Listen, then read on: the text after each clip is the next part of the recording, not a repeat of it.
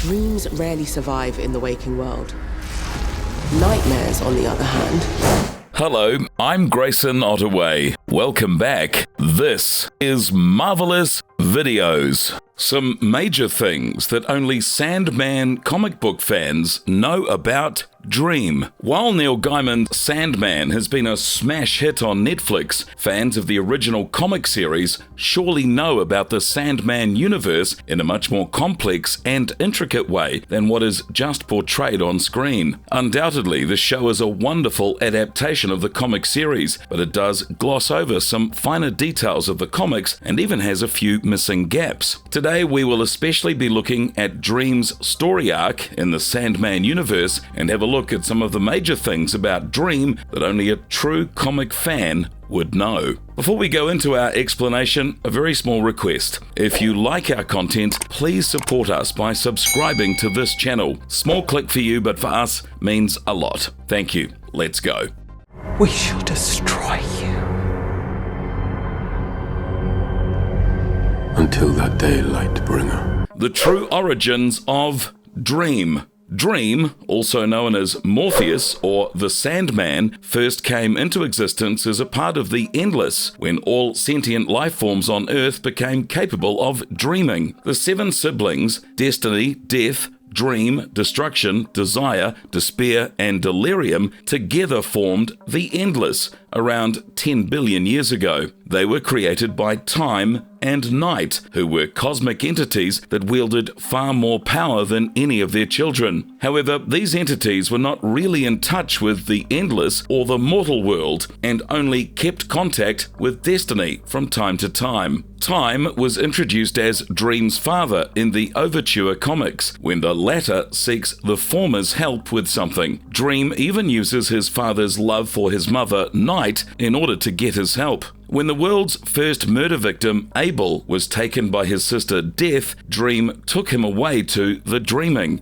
In his very first actions after he came into existence, Dream then made Abel a storyteller and offered to give him a place in the Dreaming. He then gave the House of Secrets to Abel and later brought in his brother Cain to live in the House of Mystery next door and keep him company. As the story skips to around 80,000 years ago, Dream came together with his siblings in order to carry out the last rituals of their sibling Despair, who had been murdered. He later took the form of Kaikul and came across Nada, who was the queen of an African city. While Dream was forbidden to have romantic relationships with mortals, he brought Nada to the Dreaming with him and gave in to his desires. Nada then discovered that her kingdom had been destroyed as a punishment, and she killed herself. Dream offered her soul a chance to become the Queen of Dreaming, but Nada turned him down. Dream was quite hurt by Nada's refusal, and he even condemned her to hell for eternity. In recent times, Dream often wandered around the Earth and fulfilled the wishes of important historical characters, ranging from Augustus of Rome to William Shakespeare, in exchange for favors.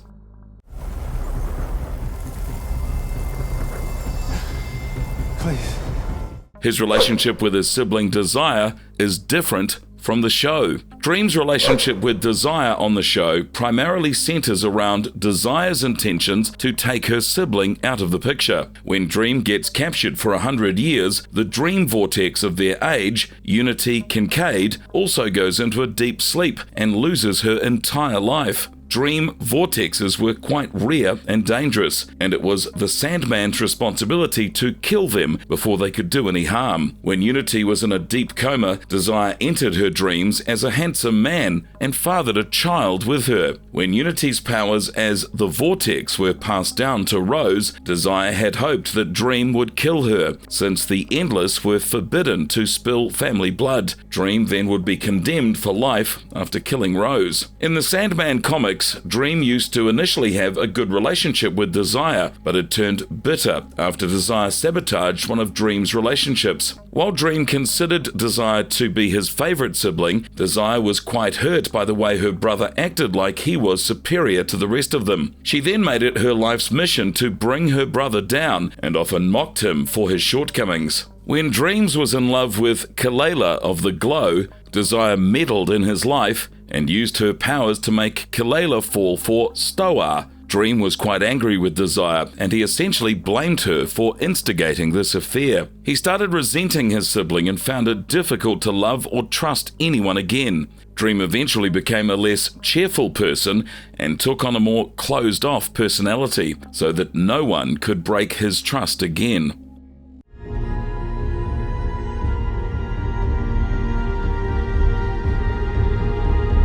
His forbidden relationships with mortals and his son.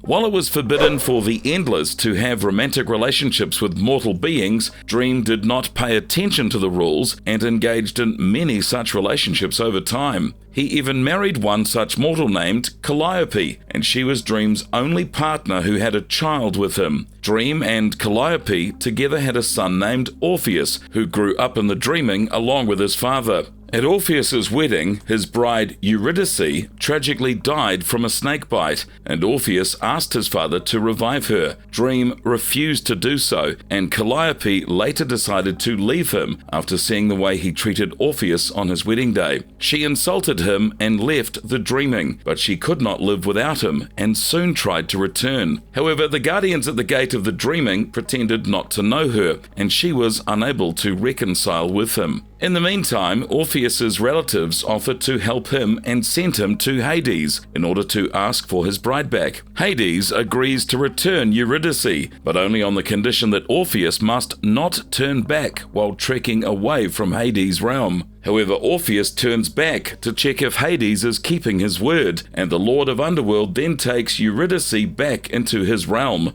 After a while, Orpheus once ran into a group of Dionysus's female followers who had asked him to participate in one of their rituals. When Orpheus refused to indulge in these rituals, these women tore him apart and only left him with a severed head. Since Orpheus had already tried to strike a deal with Hades, he was now condemned to live as a severed head, and many centuries passed before the King of Dreams decided to step in and ease his son's pain. Morpheus sent Lady Johanna Constantine to retrieve Orpheus's head and then take him to an island named Naxos, where a group of priests would keep him safe. Orpheus lived on this island for centuries until Morpheus finally visited his son and asked for his help in locating Destruction. Orpheus agreed to find Destruction, but only on the condition that his father would finally kill him for good. Morpheus agreed to do so, even if it meant breaking divine law, and Orpheus was finally relieved of his painful existence. Dream and Calliope later met each other after an entire millennium when he came to her rescue. Calliope was later imprisoned by the evil Richard Madoc, and Dream freed her, after which she expressed her desire to see him again. However, Dream believed that it would be a bad idea for them to be in a relationship again, and he rejected her advances. To God, he loves thee not. Will, sit down. The God thou servest is. The true nature of his deal with William Shakespeare. While Shakespeare appears for a brief moment in the Sandman Netflix series, his appearance does not tell us much about how this famous playwright came in touch with Dream. Shakespeare had first met Dream at the White Horse Tavern in 1589, while Dream was on a visit to Hob Gadling. The Sandman noticed Will Shakespeare at this tavern, and the young playwright caught his eye. Shakespeare was religiously following the works of his mentor, Christopher Kit Marlowe, and he expressed his desire to become as famous as Kit. Dream then struck a deal with Shakespeare, who wanted to create new dreams to spur the minds of men, and the ambitious young man then went on to become the legendary William Shakespeare. We later learn that Dream had offered Shakespeare the ability to spin words that would have a powerful impact on his audience, but only on the condition that William Shakespeare must write 2 plays about dreams. Dream wanted Shakespeare to write these plays in order to celebrate dreams, and he also placed the condition that one of these plays must be written at the start of his career and one at the end. Shakespeare then writes A Midsummer's Night's Dream. For the Fairy Dream had especially commissioned the playwright to write this play for them, and Shakespeare even performed this play for Morpheus and the Fairy, including King Oberon, Queen Titania, and Robert Goodfellow. However, Shakespeare started neglecting his relationship with his son Hamnet while focusing on his deal with the Sandman. Hamnet soon passed away at the age of 11, and Shakespeare was then inspired to write Hamlet. While Shakespeare became the greatest playwright of his time, Dream wonders if he did the right thing by striking a bargain with him, since he was aware that this deal would cost Shakespeare his son. As part of his deal, Shakespeare wrote his last play, The Tempest, to celebrate dreams, and this play also becomes a crucial theme in the last Sandman comic.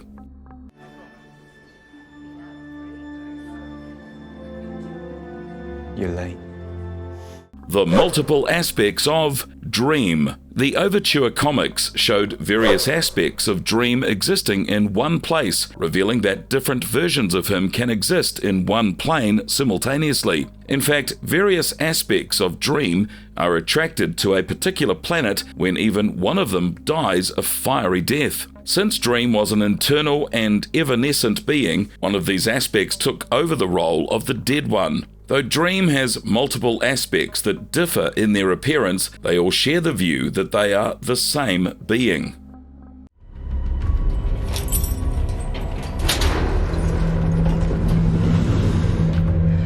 How he became the custodian of hell.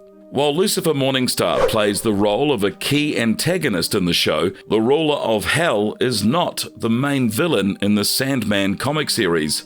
In fact, Lucifer rules the Hell realm along with Azazel, a conniving jinn who eventually hoped to dethrone Lucifer and rule Hell by himself. In the comics, Lucifer gave up on his responsibilities and left Hell without making any evil plans with Azazel or the other lords of Hell. Just when Lucifer retired as the ruler of Hell, Dream visited him in order to save his lover Nada's soul from eternal damnation. However, Dream was surprised to see that Lucifer had already cast out every single demon and all the souls from his realm, including Nada. Lucifer even requested Dream to cut off his wings and then handed him the keys to the kingdom of Hell. Dream then became the rightful ruler of Hell, but he soon realized that this was no easy task, since the power-hungry Azazel was determined to get his hands on these keys. Azazel then visited Dream in the dream realm and offered to return Nada to him if only he would give him the keys to Hell. When Dream refused to hand him the keys, Azazel tried to attack Dream in his home realm, but he was easily defeated. Morpheus then trapped Azazel in a bottle and kept him as a trophy among his other prized possessions. While this comic arc was not included in the show, the Season 1 final episode ended with Lucifer siding with Azazel to announce a war on the Dream realm.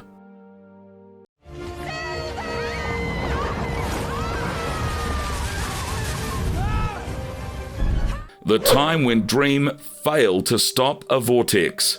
While Dream came across a dream vortex in the form of a young girl named Rose Walker, he hesitated to kill her since he believed that she was a good person. Dream vortexes were living creatures that could develop a special connection with the kingdom of dreaming, and they could navigate their ways through others' dreams. Moreover, these vortexes did not have the ability to control their own powers, which meant that they eventually brought destruction to the world by shattering the barriers between the dimensions. While dream vortexes were rare and only appeared once in an age, Dream was obliged to kill them all to ensure that no further destruction was caused. However, Dream believed that Rose was a good person, and he could not bring himself to kill her, even if it meant destroying a whole world. Things eventually got out of hand, and Dream had to destroy an entire world because he did not kill Rose earlier. After killing a whole world, Dream decided to leave a sun behind from that time, and the sun later infected all the stars in the universe. These stars then intended to burn the entire universe and spread chaos everywhere, and Dream eventually realized that he had no option but to stop Rose as soon as he could.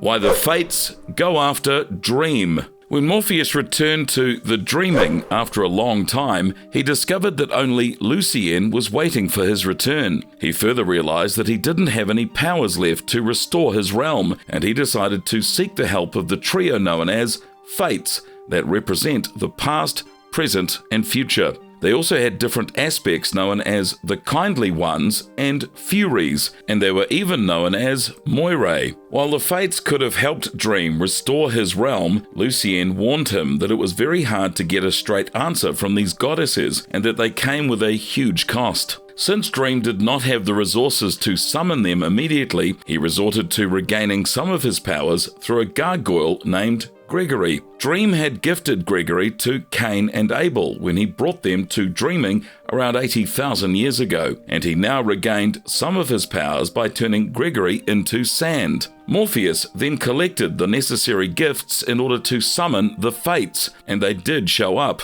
Dream needed 3 tools to restore dreaming, including the pouch of dream sand, the dream helm, and a dreamstone ruby. While the trio of goddesses answered Dream's questions regarding where he could find these tools, they gave vague and cryptic directions to it and left Dream even more confused than before. However, they did prove to be of some help as they told him where to begin looking for the pouch of dream sand. In the comic series, the Fates later found out that Dream had broken the divine law by killing his own son. When Orpheus was existing just as a severed head, Dream agreed to kill him in exchange for some help in locating his sibling, Destruction. Though Orpheus wished to die, Dream was forbidden from killing anyone in his family, and he knew that the Fates would definitely come for him soon. Dream was ready for the day that the Fates would destroy his life, and he started making preparations in advance so that he wouldn't just abandon all his responsibilities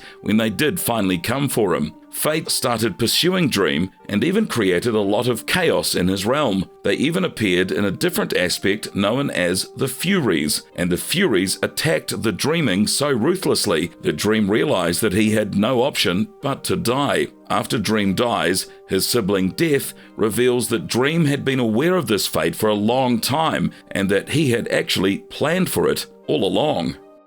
Daniel Hall was the new incarnation of Dream.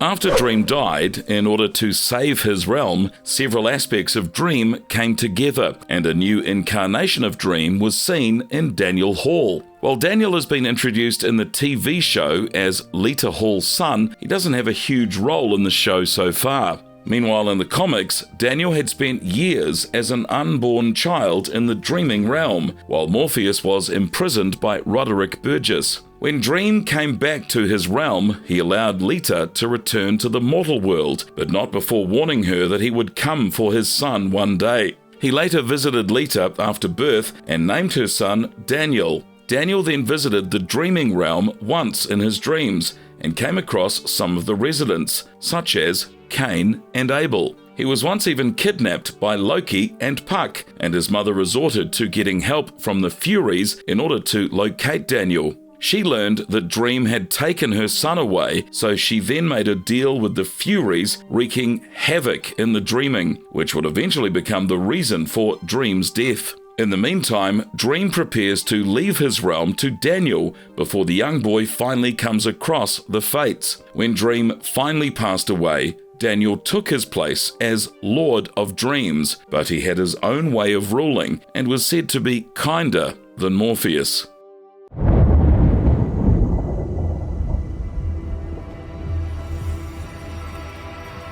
The conclusion. To sum it up, Morpheus' story arc in the comics has been quite intricate, and it is wonderful to see these stories come to life through the Sandman show. The show's first season has received wonderful reviews from critics and viewers alike, and fans of the comics certainly approve of this adaptation. While we don't know just how much of the comic storylines will be incorporated in the show, it does bear a lot of promise, and we look forward to the release of future seasons. And if you liked our content, please leave a like and subscribe to us if you haven't already. Have a good one, and please be safe. Thanks.